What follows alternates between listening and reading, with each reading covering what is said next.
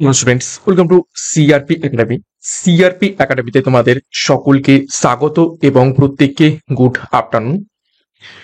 তো আমরা গতকাল থেকে ক্লার্কশিপ এবং ডাব্লিউবিপি এসআই মেন পরীক্ষাকে লক্ষ্য করে ডেসক্রিপটিভ ক্লাস শুরু করেছি এবং গত ক্লাসে আমরা বাংলার ডেসক্রিপটিভ ক্লাস করে নিয়েছি, যেখানে আমরা সারাংশ লেখার নিয়ম এবং তার উপর থেকে দুখানা গুরুত্বপূর্ণ সারাংশ শিখে নিয়েছি।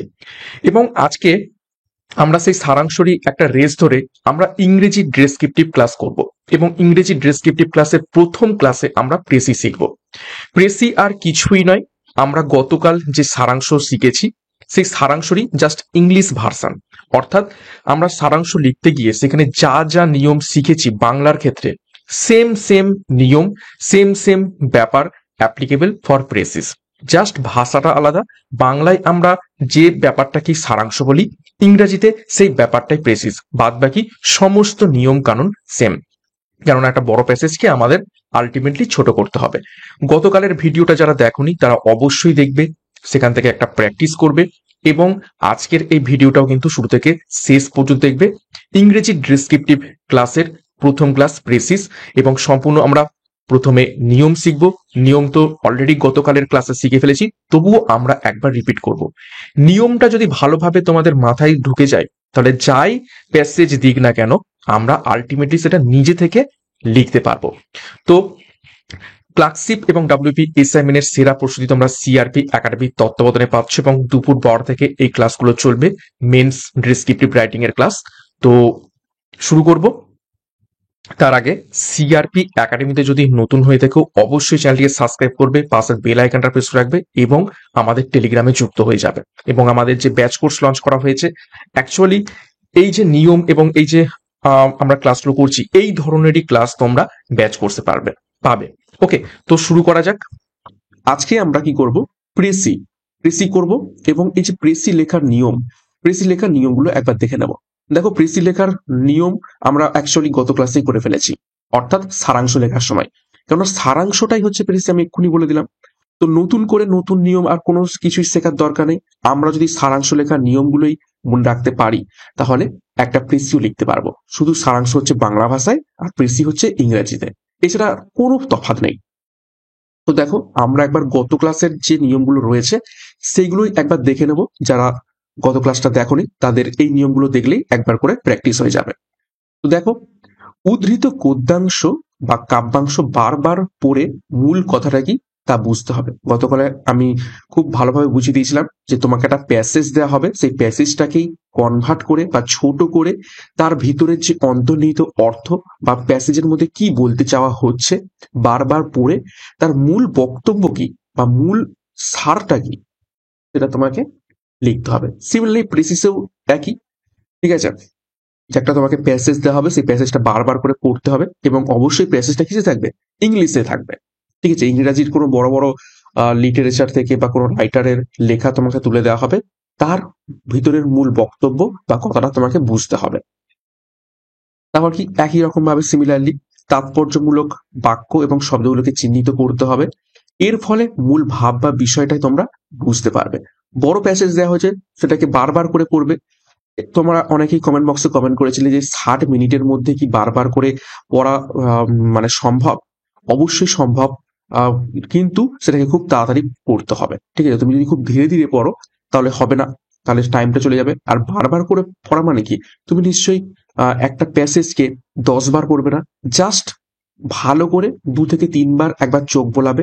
এবং এই জন্যই বলছি প্র্যাকটিস করতে। যত বেশি প্র্যাকটিস হবে দেখবে প্যাসেজটা একবার চোখ বোলালেই তোমার অটোমেটিক্যালি বুঝতে পেরে যাবে যে প্যাসেজটার মধ্যে কোনগুলো ইম্পর্টেন্ট আর কোনগুলো ইম্পর্টেন্ট নয়।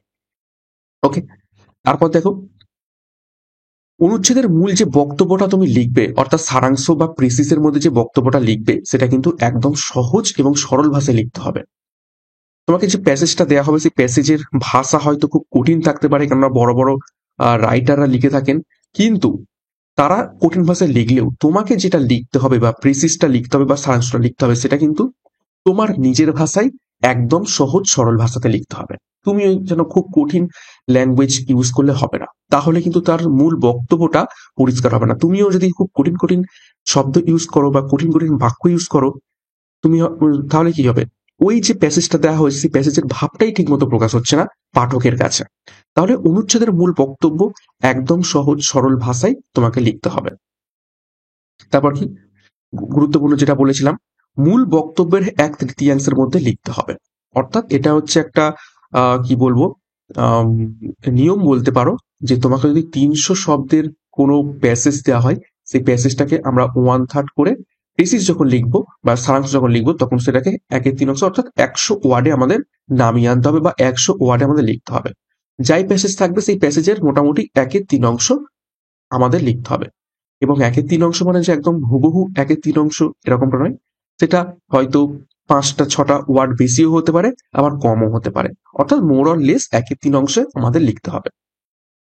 তারপর কি, দেখো অনুচ্ছেদ সাধু ভাষা চলিত ভাষায় থাকতে পারে, এটা অ্যাকচুয়ালি সারাংশের ক্ষেত্রে খুব ভালোভাবে বোঝা যায়, ইংরাজিতে প্রেসিসের ক্ষেত্রে অতটা বোঝা যায় না, ঠিক আছে। কিন্তু তবু একবার বলে রাখি যারা গত ক্লাসটা দেখোনি, অনুচ্ছেদ যদি সাধু ভাষা বা চলিত ভাষায় লেখা থাকতে পারে, উত্তর কিন্তু সবসময় তোমাকে কি লিখতে হবে, চলিত ভাষায়। এবং চলিত ভাষা কি আমাদের নিজেদের একদম কথ্য ভাষা, যেটা আমরা মুখে বলে থাকি কথোপকথনের মাধ্যমে, এবং যেটা একদম সহজ সরল ভাষা, ঠিক আছে। সাধু এবং চলিতের মিশ্রণ করলে চলবে না, এটা ইংরেজির ক্ষেত্রে প্রযোজ্য নয়, ঠিক আছে।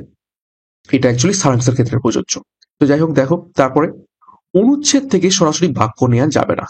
তোমাকে প্রিসিসের জন্য যে ইংরাজি প্যাসেজটা দেয়া হবে, সেই প্যাসেজে থেকে তোমরা একদম ডাইরেক্ট কোনো হুবহু বাক্য নিতে পারবে না, ঠিক আছে। কিন্তু অর্থকে চেঞ্জ করে তোমাকে নিজের ভাষায় লিখতে হবে। প্রিসিস মানে কি? প্রিসিস মানে হচ্ছে তুমি একটা প্যাসেজকে ছোট করছো, এবং ছোট করছো কিভাবে? নিজের ভাষায়।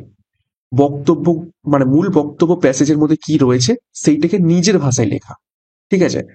তো সেই জন্য বলা হচ্ছে কি, অনুচ্ছেদ থেকে একদমই সরাসরি কোনো বাক্য নেওয়া যাবে না। হ্যাঁ, অবশ্যই তুমি কিছু ওয়ার্ড তুলতে পারো, কিছু পার্টিকুলার ওয়ার্ড নিতে পারো, কিন্তু একদম হুবহু তুমি কোনো মানে বাক্যকে বা সেন্টেন্সকে তুমি তুলতে পারবে না, তাহলে কিন্তু নাম্বারটা কেটে নেওয়া যেতে পারে, ঠিক আছে। তাহলে এটা কিন্তু মাথায় রাখতে হবে। তারপর দেখো আর কি নিয়ম রয়েছে। দেখো, উক্তি প্রত্যুক্তি থাকলে তার নির্যাসটুকু বিবৃতিমূলক রীতিতে নিজের ভাষায় লিখতে হবে। অর্থাৎ প্যাসেজের মধ্যে কারো স্টেটমেন্ট রয়েছে, বা সেই স্টেটমেন্টের এগেনস্টে কোনো রিপ্লাই রয়েছে, তো এইরকম স্টেটমেন্ট বা রিপ্লাই থাকলে সেই স্টেটমেন্ট এবং রিপ্লাইগুলোকে হুবহু লিখলে কিন্তু হবে না। ওই স্টেটমেন্টের মধ্যে এবং রিপ্লাইয়ের মধ্যে কি কথা বলার চেষ্টা করা হয়েছে, যে মূল বক্তব্য, সেটাকে নিজের ভাষায়, একদম নিজের ভাষায় কিন্তু প্রকাশ করতে হবে। তারপর দেখো, অনুচ্ছেদ 3 প্রথম পুরুষ ইংরেজিতে হলে কি হবে? ফার্স্ট পার্সন, অর্থাৎ, ঠিক আছে, আই, উই। তারপর মধ্যম পুরুষ অর্থাৎ সেকেন্ড পার্সন, অর্থাৎ ইউ। এইগুলো যদি থাকে, ঠিক আছে, উত্তম পুরুষ এবং মধ্যম পুরুষ অর্থাৎ ফার্স্ট পার্সন এবং সেকেন্ড পার্সন যদি থাকে, আমরা যখন প্রেসিস লিখব তখন কিন্তু এগুলোকে আমরা ব্যবহার করব না। তখন কি ব্যবহার করবো তার এগেনস্টে? তারপর ঠিক আছে, উত্তর যখন লিখবো তখন আমরা প্রথম পুরুষ লিখবো, অর্থাৎ থার্ড পার্সন, ঠিক আছে। থার্ড পার্সনে আমরা লিখবো। থার্ড পার্সন মানে কি? হি, সি, দে, ঠিক আছে। এই সমস্ত শব্দগুলো আমরা ইউজ করব প্রিসিস লেখার সময়। অর্থাৎ প্রিসিস যখন লেখা হচ্ছে তখন কিন্তু আর এই যে ফার্স্ট পার্সন বা সেকেন্ড পার্সন বলো, এগুলো কিছুই থাকবে না, সেগুলো কনভার্ট হয়ে যাবে কি থার্ড পার্সনে বা প্রথম পুরুষে। এটা কিন্তু খুবই ইম্পর্টেন্ট, মাথায় রাখবে।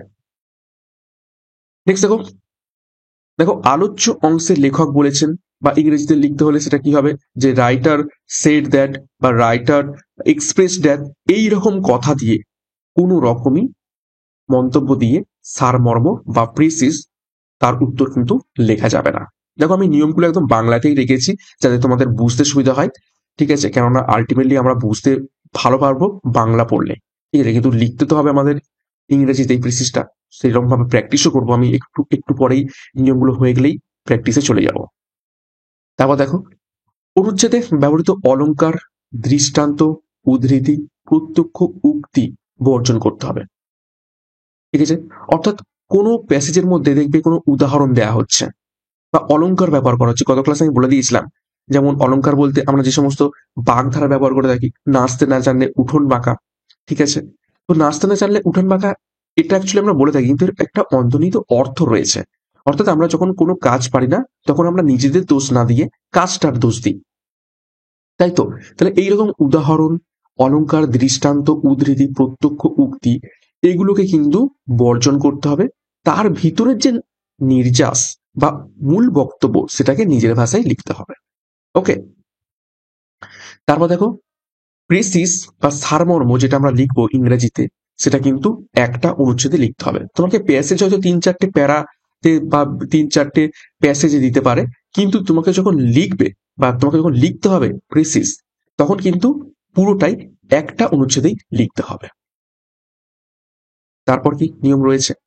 দেখো, অনুচ্ছেদের বক্তব্যের বাইরের কোনো বিষয় লেখা যাবে না। ঠিক আছে, নিজের ভাষায় লিখতে বলা হয়েছে মানে এমন কিছু প্যাসেজে দেয়াই নেই তার বাইরে থেকে তুমি তোমার নিজের মনের বক্তব্য প্রিসিসের মধ্যে লিখছো, তাহলে কিন্তু হবে না, তাহলে কিন্তু নাম্বারটা কাটা যাবে। অর্থাৎ অনুচ্ছেদের মধ্যে যতটুকু বলা রয়েছে তার মধ্যে থেকেই তোমাকে মূল বক্তব্যটাকে লিখতে হবে। অনুচ্ছেদের বাইরে গিয়ে নিজের ব্যক্তিগত মতামত সেটা কিন্তু একদমই লিখলে হবে না। তারপর এই দেখো যেটা আমি বললাম, মূল ভাবের বাইরে গিয়ে একদমই পার্সোনাল ওপিনিয়ন বা ব্যক্তিগত মতামত প্রকাশ করা যাবে না। ওকে, তো এটা আশা করি বুঝতে পেরেছো। নেক্সট কি রয়েছে? দেখো, উদ্ধৃত গদ্যাংশ বা কাব্যাংশের লেখকের নাম জানা না থাকলেও উল্লেখ করার দরকার নেই। অর্থাৎ যে প্যাসেজটা দেওয়া থাকবে হয়তো তুমি দেখে বুঝতে পারছো এটা হয়তো রবীন্দ্রনাথ ঠাকুর বা অন্য কোনো বড় শেক্সপিয়ারের কোনো প্যাসেজ দেওয়া হয়েছে, তুমি হয়তো জানো অথবা না জানো, জানলেও এবং না জানলেও লেখকের নাম কিন্তু দেওয়ার প্রয়োজন নেই। তারপর কি রয়েছে? দেখো, শব্দ এবং বাক্য ব্যবহারে সংযতভাবে করতে হবে। ঠিক আছে, অর্থাৎ এটা কিন্তু প্র্যাকটিসের মাধ্যমেই সম্ভব। এখানে কি বলা হচ্ছে, এই যে ওয়ান ধারে লিখতে হবে, তার মানে বাক্য এবং শব্দ সঠিকভাবে ব্যবহার করলেই তোমরা মানে তাহলে ওয়ান ধারে লেখা সম্ভব। এছাড়া কি, এমন এমন বাক্য বা এমন এমন শব্দ চুজ করতে হবে যাতে দেখবে একটা বড় অংশের ভাবটা প্রকাশ হচ্ছে, তাহলে কি জিনিসটা ছোট হয়ে যাবে। তাহলে বাক্য এবং শব্দ সংযতভাবে প্রয়োগ করতে হবে। আর কি রয়েছে, যা খুবই খুবই ইম্পর্টেন্ট, একটি আকর্ষণীয় শিরোনাম দিয়ে উত্তর লিখতে হবে। খুব ইম্পর্টেন্ট শিরোনাম, অর্থাৎ হেডলাইন। গত ক্লাস যারা করেছো তারা অবশ্যই অবশ্যই জানো, ঠিক আছে, একটা আকর্ষণীয় শিরোনাম কিভাবে দিতে হয়। এবং শিরোনামটা তোমরা প্রিসিস লেখার আগে দিতে পারো বা পরে দিতে পারো। অর্থাৎ তুমি হয়তো শিরোনাম ঠিক করতে পারছো না যে কি শিরোনাম দেবো আমি এই প্যাসেজটা উপলক্ষে, তাহলে এত ভাবনা চিন্তা না করে আগে তুমি প্রিসিসটা লিখে ফেলো, লেখার পরে তারপর তুমি শিরোনামটা লেখো। সবসময় যে শিরোনামটা আগে লিখেই প্রিসিস লিখতে হবে এরকমটা কোনো ব্যাপার নাই, কারণ আগে তুমি জায়গাটা ছেড়ে রাখবে। ঠিক আছে, শিরোনাম লেখার যে স্পেস সেটা তুমি ছেড়ে রেখে আগে তুমি প্রিসিসটা লিখে ফেলো। প্রিসিসটা লেখা হয়ে গেলেই একটা দেখবে আইডিয়া হয়ে যাবে কি শিরোনাম হতে পারে, তারপরে তুমি শিরোনাম লেখো। আর যদি আগে থেকে তুমি শিরোনাম বুঝতে পেরে যাও তাহলে তুমি আগে শিরোনাম লিখে নাও, কোনো ব্যাপার নাই। শিরোনাম পরে লেখো, আগে লেখো, লেখা নিয়ে দরকার। এবং আমি ছক করে দিলাম, কেন তোমাদের ছকছকে লিখতে হবে। দেখো, এই যে প্রেসিস বা সারাংশ, এগুলো লেখার জন্য তোমাকে একটা এক্সট্রা সিট দেওয়া হবে বা একটা স্পেশাল পেপার দেওয়া হবে। সেই পেপারে কিন্তু এরকম ছক কাটা থাকবে, ঠিক আছে, টেবিল করে থাকবে। এবং এই প্রত্যেকটা ঘরে বা বক্সে তোমাকে একটা একটা করে শব্দ লিখতে হবে। দেখো, উত্তর লেখার জন্য ছক কাটা ঘর থাকে এবং প্রতিটি ঘরে একটি করে শব্দ ব্যবহার করতে হবে। যারা গত ক্লাসটা করেছো তারা অলরেডি ব্যাপারটা জানো, ওই জন্য বলছি যারা আজকে নতুন তারা কিন্তু গত ক্লাসটা অবশ্যই দেখবে। তাহলে বাংলা যদি সারাংশটা তোমরা দেখে নাও, তাহলে ইংরেজি প্রেসিসটা তোমাদের কাছে আর কঠিনই মনে হবে না। ঠিক আছে, কেন জিনিসটা দুটো একদমই এক, শুধু ল্যাঙ্গুয়েজের ফারাক। এবং অবশ্যই স্পেলিং বা বানান ভুলের দিকে একটু খেয়াল রাখতে হবে। ঠিক আছে, তো এই নিয়মগুলোর উপরেই বেস করে আমরা এবারে প্রিসিস লিখবো। গত ক্লাস সারাংশ লিখেছি এবং আজকে প্রিসিস লিখবো। তো আমরা প্রেসি লেখার নিয়মটা দেখে নিলাম, সেম অ্যাজ গতকালের সারাংশ যেমনটা দেখেছিলাম। তো এবার দুটো আমরা প্রেসিস দেখব। তার আগে গুরুত্বপূর্ণ ঘোষণা, পিএসসি ক্লার্কশিপ পরীক্ষাকে লক্ষ্য করে, মেন পরীক্ষাকে লক্ষ্য করে মেন সাফল্য ব্যাচ 2025-26 লঞ্চ করেছি এবং সাব ইন্সপেক্টর মেন পরীক্ষাকে উল্লেখ করে মেন ব্যাচ কোর্স, দুটো ব্যাচ কোর্সেই পরীক্ষার সিলেবাস এবং এক্সাম প্যাটার্ন অনুযায়ী সম্পূর্ণ ডেসক্রিপটিভ প্যাটার্নে প্রত্যেকটা বিষয়ের ওপর থেকে যেমনটা সিলেবাস রয়েছে সেই অনুযায়ী তোমরা ক্লাস পাবে। তো যোগাযোগ করো 9647553612 নাম্বারে পরীক্ষার সেরা প্রস্তুতি নেয়ার জন্য। বিস্তারিত ডিসক্রিপশন বক্সে পেয়ে যাবে। তো দেখো, এবার আজকে ক্লাসে আমরা দুখানা প্রেসিস দেখবো। দেখো, প্রথম যে প্রেসিসটা দেওয়া হয়েছে একটা বড় ধরনের প্যাসেজ দেওয়া হয়েছে। তো প্যাসেজটাকে আমরা প্রথমে পড়বো, তারপরে উত্তরটা মানে প্রেসিসটা করব। একদম যে যে নিয়মগুলো আমরা দেখলাম সেই সেই নিয়ম ফলো করে। তো প্যাসেজটা কি বলছি একটু দেখা যাক। দেখো, প্যাসেজটা একদম সিম্পল ভাষাতেই রয়েছে, তোমরা জাস্ট রিড করবে এবং তার অর্থগুলো বোঝার চেষ্টা করবে। আমি বাংলা অর্থগুলো বলে দেওয়ার চেষ্টা করব। দেখো কি বলছে, speech is a great blessing but it can also be a great curse. দেখো, একটা লাইন কিন্তু খুব বড় লাইন, কমা কমা দিয়ে রয়েছে, কিন্তু আমরা প্রত্যেকটা লাইন কি করব, কেটে কেটে পড়বো যাতে আমাদের অর্থটা বুঝতে সুবিধা হয়। তাহলে কি বলছে, speech is a great blessing but it can also be a great curse. অর্থাৎ বক্তব্য একটি মহান আশীর্বাদ। ঠিক আছে, স্পিচ মানে কি, আমরা যে কথা বলছি, অর্থাৎ এই যে আমাদের কথা বলা বা মানে বক্তৃতা বলতে পারো, আমাদের কথার যে আওয়াজ বা শব্দটাকে হচ্ছে স্পিচ বলা হয়ে থাকে। তাহলে কথা বলা বা বক্তব্য এটা হচ্ছে একটা কি গ্রেট ব্লেসিংস, অর্থাৎ মহান আশীর্বাদ। কিন্তু it can also be a great curse, কিন্তু এটা একটা মহান অভিশাপও হতে পারে। দেখো, for a while it helps us to make our intention and desire know to our fellows. অর্থাৎ কি বলছে, ফর এ হোয়াইল কিছু সময়ের জন্য, ইট হেল্পস আস এটা আমাদের সাহায্য করে, টু মেক আওয়ার ইন্টেনশনস অর্থাৎ আমাদের যে উদ্দেশ্য রয়েছে সেগুলোকে প্রকাশ করতে, and desire know to our fellows এবং আমাদের যে সহকর্মীরা রয়েছে বা আমাদের যে বন্ধুরা রয়েছে তাদের ইচ্ছাগুলো কি জানতে আমাদের সাহায্য করে। অর্থাৎ স্পিচের মাধ্যমে আমরা যেমন আমাদের ইন্টেনশন বা ইচ্ছা বা উদ্দেশ্য আমরা প্রকাশ করতে পারি, সিমিলারলি আমাদের যারা সহকর্মী রয়েছে বা আমাদের যারা চারপাশে যারা যে সমস্ত ব্যক্তিরা রয়েছে বা বন্ধুরা রয়েছে তাদের ইচ্ছা আমরা জানতে পারি। ইট can also, if we use it carelessly, make our attitude completely misunderstood. অর্থাৎ কি বলছে এটা, দেখো, ইট ক্যান অলসো এটাই আবার, অর্থাৎ এই স্পিচটার কথা বলা হচ্ছে, এটাই আবার if we use it carelessly, যদি আমরা সতর্কভাবে ব্যবহার না করি। অর্থাৎ এই যে কথা বলছি, এই কথাগুলোকে যদি আমরা সতর্কভাবে ব্যবহার না করি, make our attitude completely misunderstood, তাহলে কি করব, আমাদের যে মানে কি বলবো মনোভাব বা আমাদের যে অ্যাটিটিউড সেটা কিন্তু ভুলভাবে প্রকাশ করে ফেলবো, বা আমরা কি বলবো আমাদের অ্যাটিটিউডটাকে ভুলভাবে লোকের কাছে তুলে ধরবো। তাহলে অসতর্কভাবে যদি আমরা বক্তব্য বলে থাকি তাহলে কিন্তু আমাদের অ্যাটিটিউডটা অন্যরকম হয়ে যাবে। তাহলে কি বলছি দেখো, a slip of tongue, the use of unusual word or an ambiguous word and so on may create an enemy where we had hoped to win a friend. কি বলছি, খুবই সুন্দর লাইন এবং এটা খুবই ইম্পর্টেন্ট লাইন, ভালো করে দেখো। এ স্লিপ অফ টাং, অর্থাৎ স্লিপ অফ টাং বলতে এখানে কি বোঝাচ্ছে, যদি আমরা অসতর্কভাবে কথা বলি, অর্থাৎ মানে স্লিপ অফ টাং বলতে এটা অ্যাকচুয়ালি ইংরেজিতে একটা ফ্রেজ মিনস কি বলবো, একটা চলতি কথা বা বাগধারা বলতে পারো, যেটা আমি অলংকার বলছিলাম বা উপমা বলছিলাম, এই জিনিসটাই slip of tongue. Slip of tongue মানে হচ্ছে আমরা এমন কিছু বলে ফেলছি যেটা হয়তো আমাদের বলা উচিত নয়।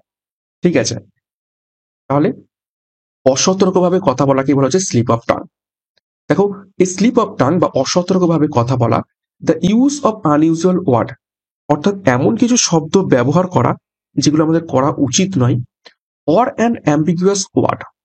অ্যাম্বিগুয়াস ওয়ার্ড বলতে কি বোঝাচ্ছে, অর্থাৎ একটা এমন কিছু শব্দ যেটা একদমই মানে ভালো নয় বা খারাপ, ঠিক আছে, যেটা লোকের কাছে একটা খারাপ ধারণা দেয়।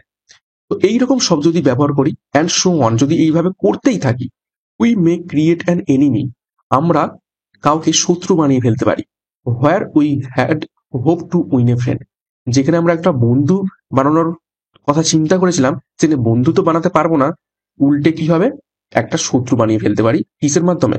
এই স্লিপ অফ টাঙের মাধ্যমে। অর্থাৎ আমরা ভুল কথা বলার মাধ্যমে, ভুল শব্দ চয়নের মাধ্যমে, যে শব্দ আমাদের ব্যবহার করা উচিত নয় সেই শব্দ ব্যবহার করার মাধ্যমে যেখানে আমরা একটা বন্ধু আশা করেছিলাম সেখানে একটা শত্রু আমরা বানিয়ে ফেলবো। তারপর কি বলছে দেখো, again different classes of people use different ভোকাবুলারিস। ঠিক আছে, আবার কি বলছে, আবার বিভিন্ন ক্লাস বা বিভিন্ন লেভেলের বা বিভিন্ন সম্প্রদায়ের মানুষ, এখানে ক্লাস বলতে বিভিন্ন সম্প্রদায় বোঝাচ্ছে বা বিভিন্ন জাতি বোঝাচ্ছে। ঠিক আছে, তো বলছে কি, বা বিভিন্ন শ্রেণী বোঝাচ্ছে। দেখো, আবারও বিভিন্ন শ্রেণীর মানুষ বিভিন্ন শব্দ ভান্ডার ব্যবহার করে থাকে। ঠিক আছে, যেমন তোমরা দেখবে বিভিন্ন জেলার মানুষজনরা বিভিন্ন ধরনের শব্দ ব্যবহার করে থাকে।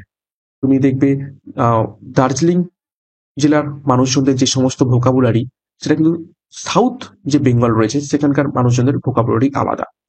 সেই জন্যই বলছি দেখো, different classes of people use different vocabularies and the ordinary speech of an uneducated man may strike an uneducated listener as showing pride। অর্থাৎ কি বলছে, এবং একজন অশিক্ষিত মানুষের, দেখো কোথায় গেল, দেখো, an ordinary speech of an uneducated মানুষ, মানে ম্যান। অর্থাৎ কি বলছে, একজন অশিক্ষিত মানুষের সাধারণভাবে ব্যবহার করা বা সাধারণভাবে কথা বলাটা মে স্ট্রাইক অ্যান আনএডুকেটেড লিসেনার, একজন অশিক্ষিত শ্রোতার কাছেও কি মনে হতে পারে, শোয়িং প্রাইড, সে খুব গর্ব করছে বা খুব মানে কি বলবো ভাও খাচ্ছে দেখাচ্ছে, এরকম মনে হতে পারে। একজন অশিক্ষিত ব্যক্তির কাছে বা এক অশিক্ষিত শ্রোতার কাছে অশিক্ষিত বক্তা যদি নর্মাল কথাও বলে, তাহলে মনে হবে একে অপরের কাছে কি মনে হবে, যে এ খুব প্রাইড দেখাচ্ছে বা খুব গর্ব করছে। ঠিক আছে, বা গর্ব প্রদর্শন হিসাবে এটা দেখানো হতে পারে। তারপর দেখো, unwittingly we may use a word which bears a different meaning to our listeners from what it does to men of our own class। কি বলছে এখানে, এই লাইনটা ভালোভাবে পড়ো। unwittingly we may use a word, অর্থাৎ অনিচ্ছাকৃতভাবে, আনউইটিংলি মানে হচ্ছে অনিচ্ছাকৃতভাবে, অনিচ্ছাকৃতভাবে আমরা এমন একটি শব্দ ব্যবহার করতে পারি।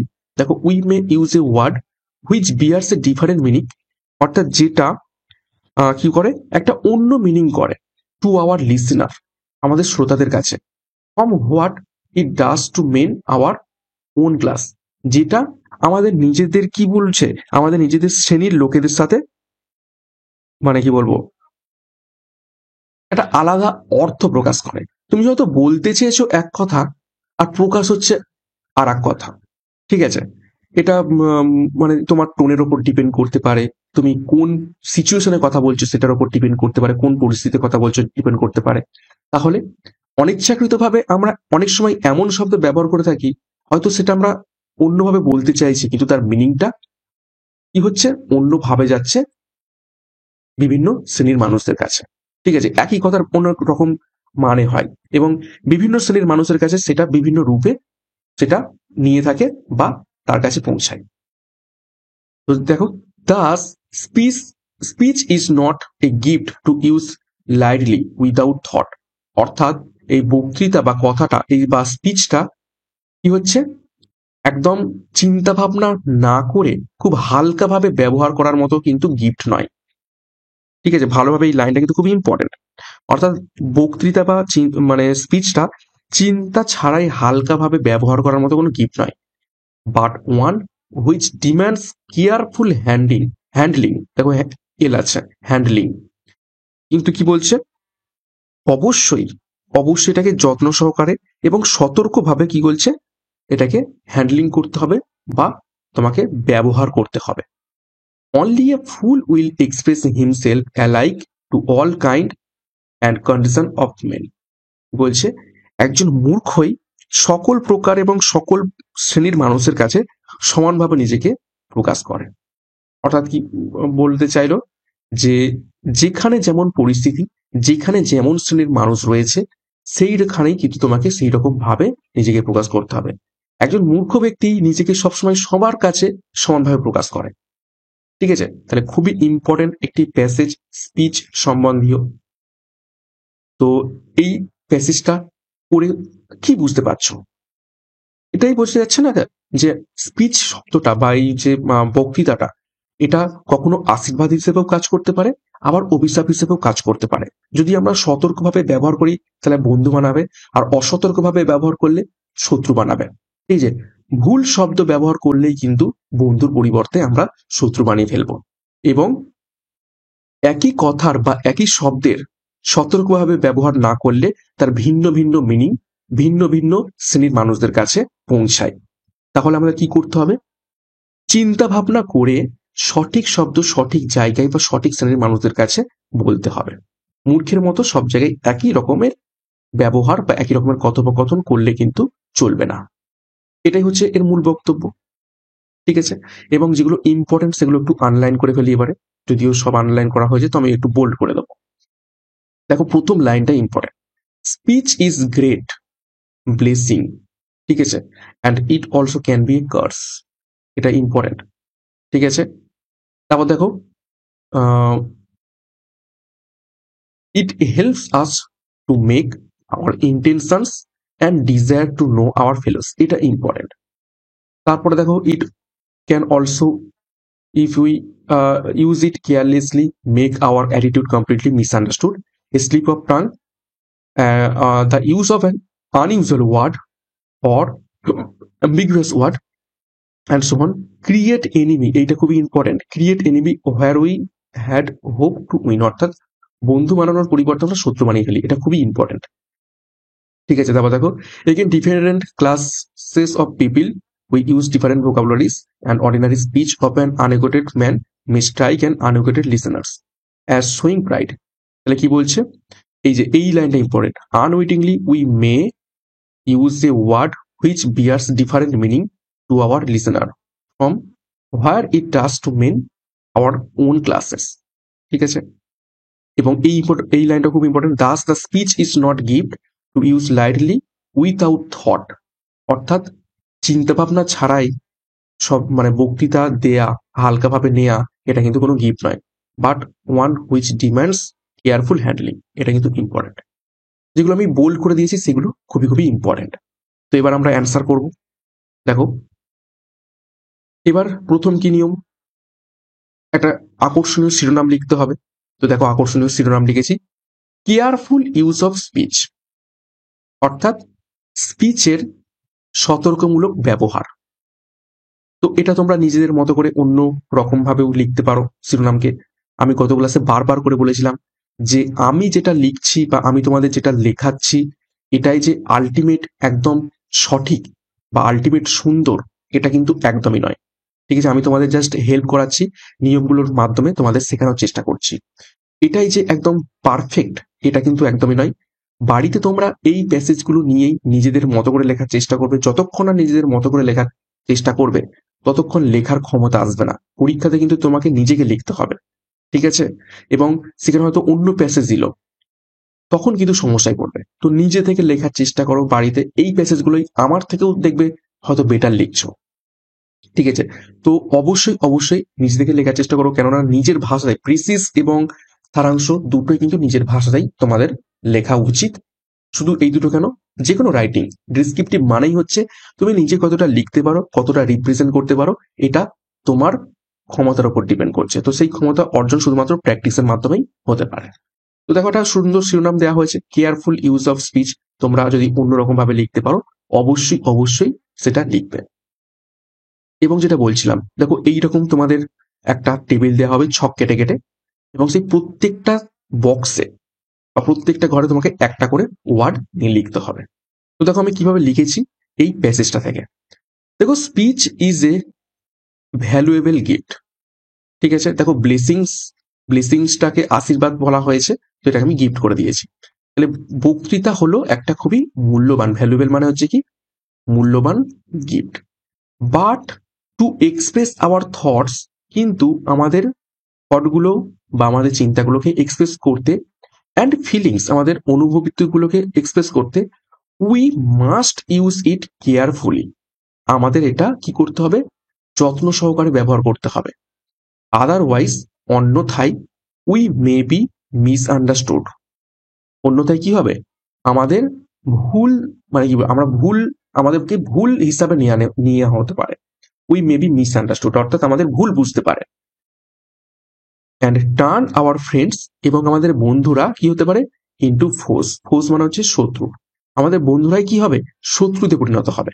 দেখো ভালোভাবে দেখো, 3-4টে লাইনকে একদম একটা লাইনে প্রকাশ করে দেওয়া হয়েছে। এইভাবেই তোমাদের লিখতে হবে, ঠিক আছে, কম্প্যাক্ট লিখতে হবে। 3-4টে লাইন রয়েছে, সেটাকে কিভাবে আমি একটা লাইনে প্রকাশ করব, এইটাই হচ্ছে শব্দ এবং বাক্য চয়নের মানে প্র্যাকটিস।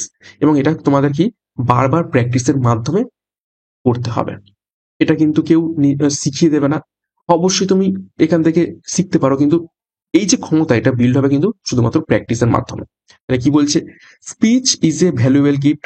স্পিচ হলো একটা মূল্যবান উপহার, but to express hour thought, কিন্তু আমাদের মনের ভাব অ্যান্ড ফিলিং অনুভূতি প্রকাশ করতে we must use it carefully, আমাদের অবশ্যই সতর্কভাবে ব্যবহার করতে হবে। Otherwise we may be misunderstood, আমাদের মানুষ ভুল বুঝতে পারে। And turn our friends into force, এবং আমাদের বন্ধুরা শত্রুতে পরিণত হতে পারে। দেখো ভালোভাবে দেখো তো, দেখো স্পিচ শব্দ নেওয়া হয়েছে বা স্পিচ কতটা ব্যবহার করা হয়েছে, ব্লেসিংস, ব্লেসিংসটাকেই আমরা কি বলেছি, গিফট, এবং গ্রেটের জায়গায় ভ্যালুয়েবল করে দেওয়া হয়েছে।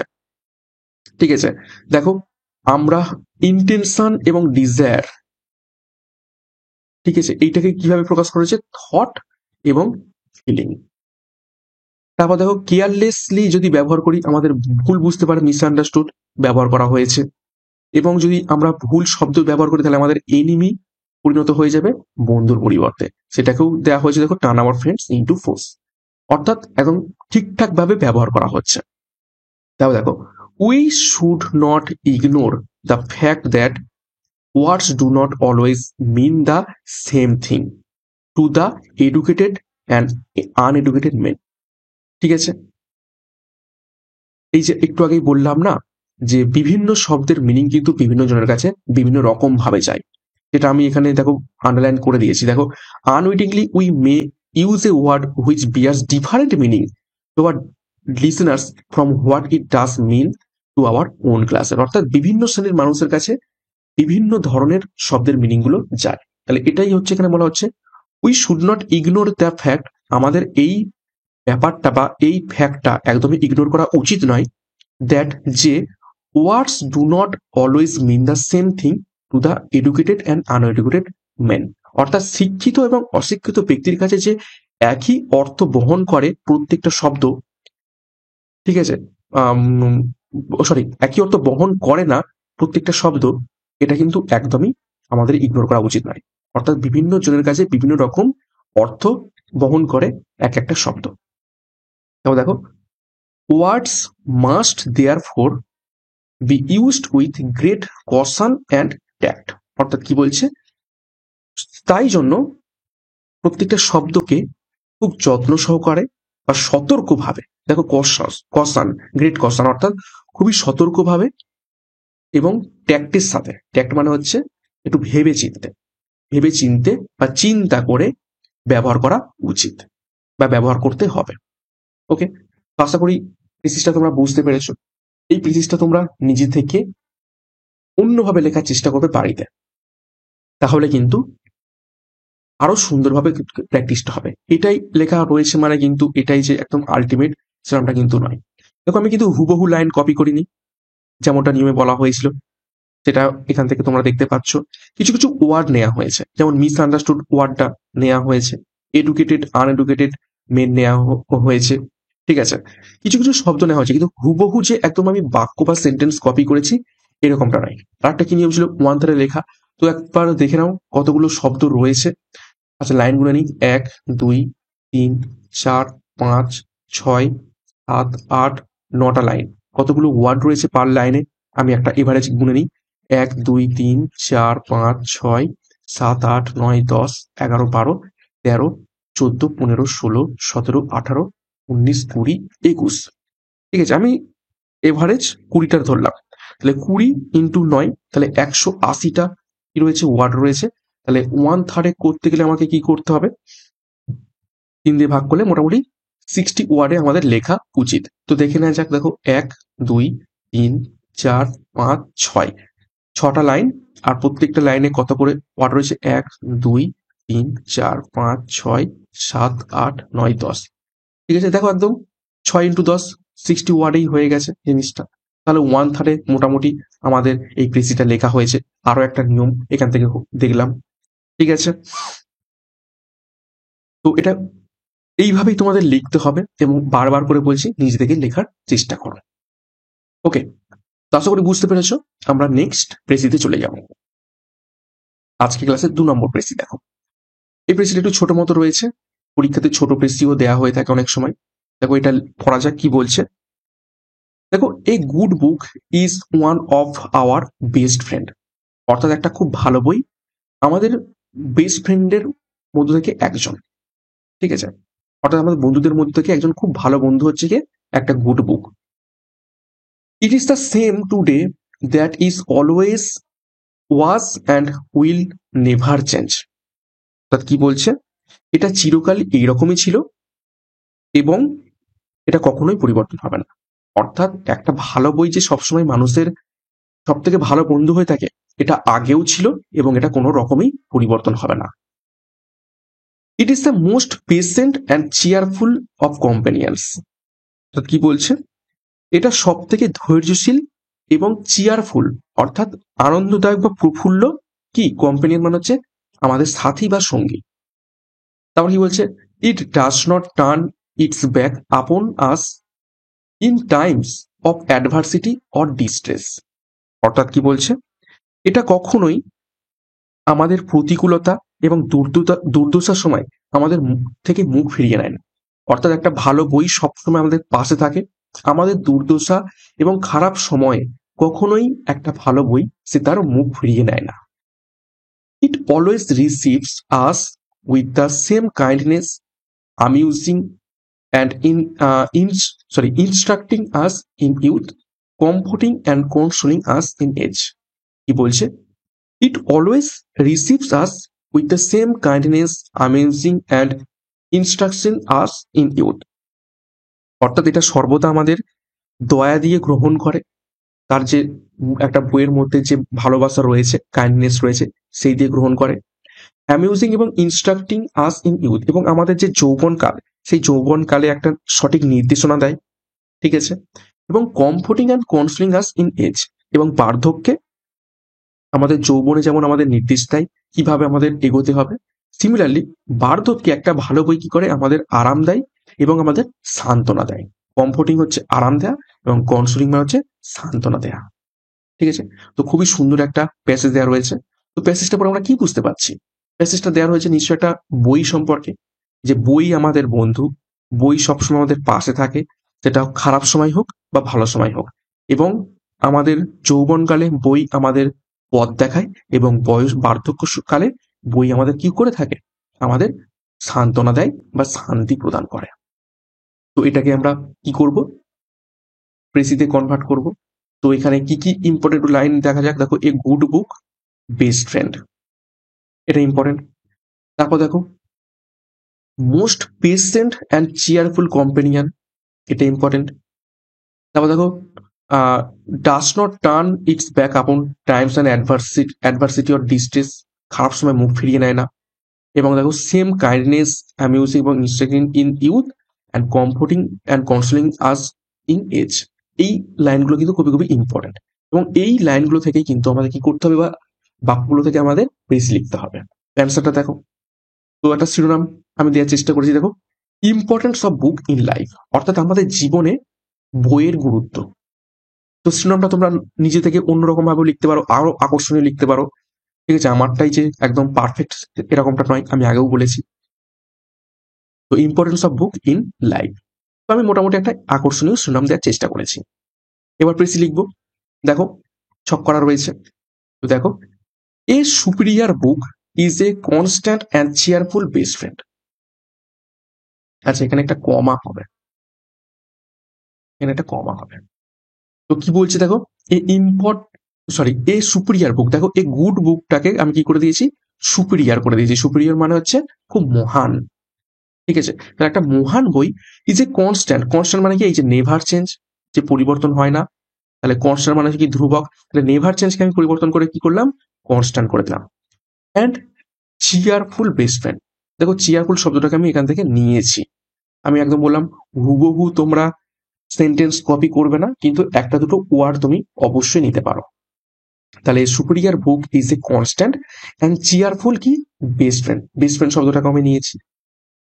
তারপর দেখো কমা দিয়ে, এখানে একটা কমা দিয়েছি আমি, কমা দিয়ে অর্থাৎ লাইনটা চলছে, a tolerant companion of adverse situation. আচ্ছা, এখানে ফুল স্টপ করবে। ঠিক আছে, কি বলছে? এই টলারেন্ট কম্পেনিয়ন, টলারেন্ট মানে কি? এই যে পেশেন্ট, পেশেন্ট মানে হচ্ছে ধৈর্যশীল, টলারেন্ট মানেও ধৈর্যশীল। তো পেশেন্ট যেহেতু এখানে বলা হয়েছে, তো আমি একটু ঘুরিয়ে লিখলাম টলারেন্ট কম্পেনিয়ন। কম্পেনিয়ন মানে কি হচ্ছে? সাথী অফ অ্যাডভার্স সিচুয়েশন, অর্থাৎ খুবই দুর্দশাজনক বা খুবই খারাপ পরিস্থিতির একজন ধৈর্যশীল কি সাথী হচ্ছে এই বই।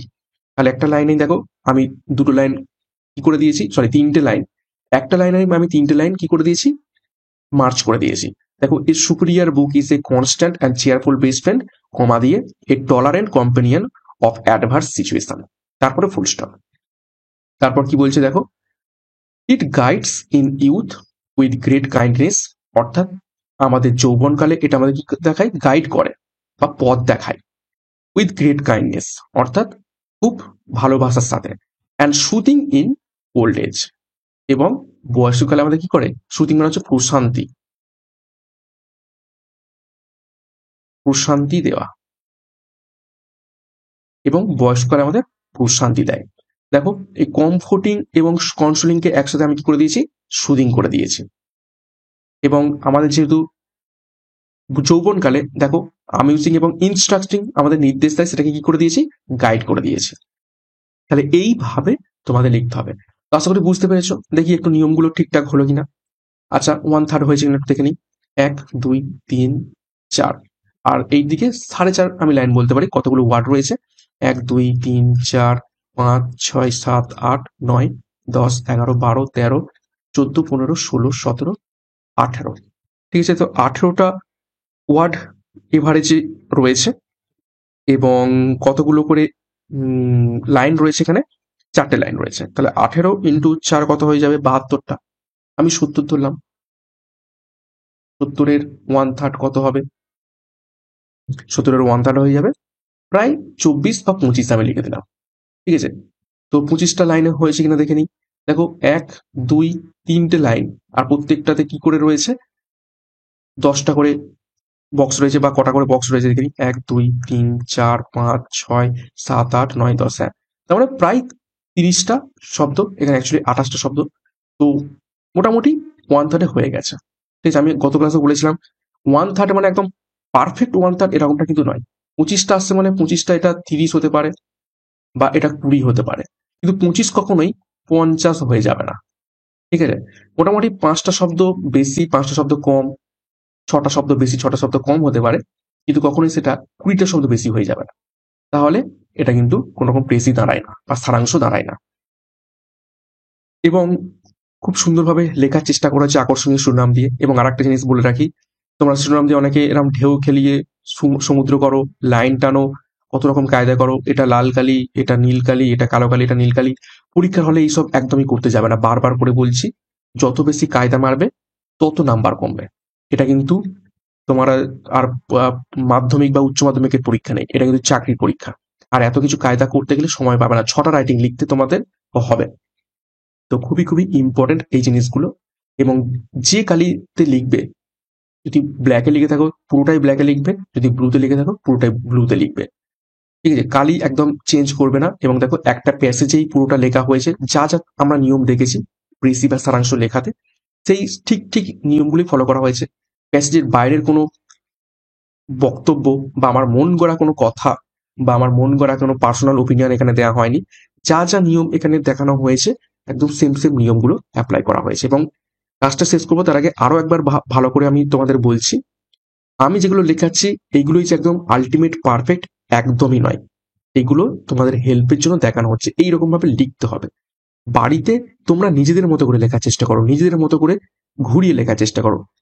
হতে পারে সেটা আমার থেকেও সুন্দর তোমাদের লেখা হচ্ছে, কিন্তু অবশ্যই অবশ্যই নিজেদেরকে লেখার চেষ্টা করো, না হলে কিন্তু কখনোই প্র্যাকটিস হবে না। ওকে, তো এই দুটো যে প্রেসি আমি করালাম, বাড়িতে তোমরা নিজেরাই চেষ্টা করো, নিজেরাই লেখার চেষ্টা করো, দেখো আরো সুন্দরভাবে লিখতে পারছো কিনা এই এই নিয়মগুলো ফলো করে, তাহলে কিন্তু অবশ্যই অবশ্যই খুব ভালো হবে। তো যাই হোক, আশা করছি ক্লাসটা ভালো লেগেছে। যা যা নিয়ম করালাম, গত ক্লাসটা যারা দেখোনি তারা অবশ্যই দেখবে। তো ক্লাসটা শেষ করব তার আগে আরো একবার গুরুত্বপূর্ণ ঘোষণা। পিএসসি ক্লার্কশিপ মেন পরীক্ষাকে লক্ষ্য করে মেন ব্যাচ কোর্স এবং ডাব্লিউপি কেপি সাব ইন্সপেক্টর পরীক্ষাকে লক্ষ্য করে ডেসক্রিপটিভ ব্যাচ কোর্স, যার যেটি প্রয়োজন রয়েছে সেই অনুযায়ী যোগাযোগ করো। 9647553612 নাম্বারে বিস্তারিত ডিসক্রিপশন বক্সে পেয়ে যাবে। এবং সিআরপি একাডেমিতে নতুন হয়ে থাকলে চ্যানেলকে সাবস্ক্রাইব করো, পাশের বেল আইকনটা প্রেস রাখো, সাথে টেলিগ্রামে যুক্ত হয়ে যাও। তো আজকের মতো ক্লাসটা এখানেই শেষ করছি। প্রত্যেককে all the best. Thank you, by.